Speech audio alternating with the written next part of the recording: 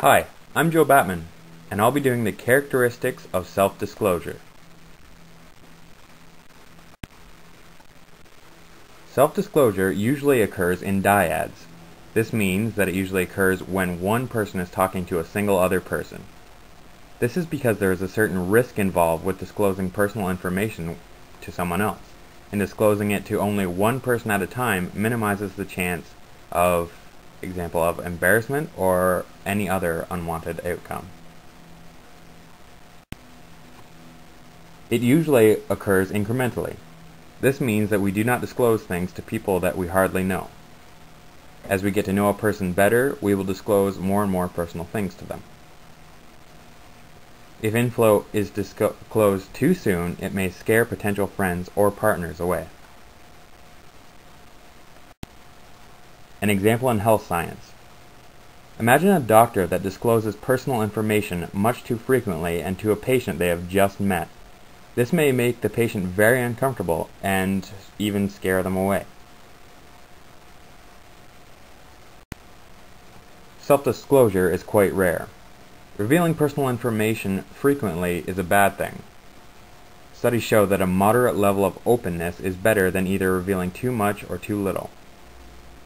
It is also important to keep in mind that everyone is different. Some people prefer that everyone talks to them about their personal information, while they talk to others a lot about their personal information. However, others are very reclusive and prefer if very few people talk to them at all.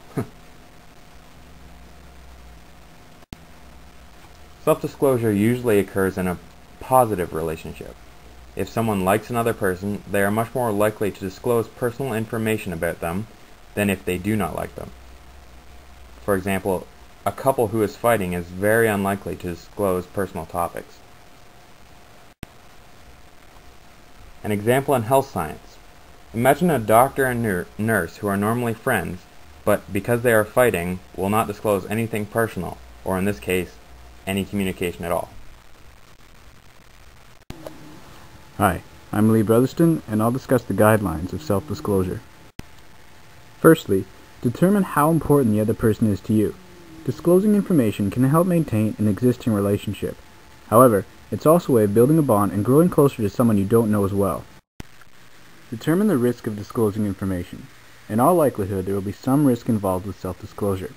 However, that risk is elevated in the workplace. For example, you can get yourself into trouble by saying the wrong thing about a boss, coworker, or customer. Is the disclosure relevant to the situation at hand? Don't share personal information in a situation that doesn't necessitate it. Also, even in established relationships, constant disclosure can be destructive and should not be a goal. Another point to remember is to focus on present happenings. Don't talk too much about the past, unless the conversation truly warrants it. Are the amount and type of disclosure appropriate? Never reveal too much too soon. The process of disclosure should be incremental. The more you get to know someone, the more information you can disclose. Doing otherwise will make you seem weird. Make sure what you are telling people consists of positive information.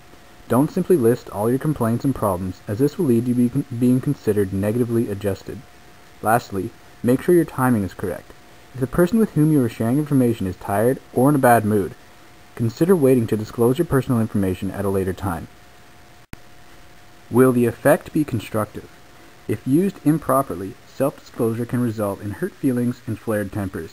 For example, saying things like, "I've always been attracted to your girlfriend," or, "For the longest time I thought you were strange," may in some cases be necessary to clear the air, but more often than not, such comments will have damaging effects. Is the self-disclosure clear and understandable? When disclosing information, speak clearly and concisely to avoid ambiguity. Try not to be too vague when describing another's behavior. Is the self-disclosure reciprocating? Remember that disclosure should generally be a two-way street. Try to match your level of openness with that of the person you are speaking to. Usually, only in formal or clinical settings is it acceptable for disclosure to be one way. For example, imagine going to the doctor and having he or she describe all of their personal ailments to you. Thanks for listening.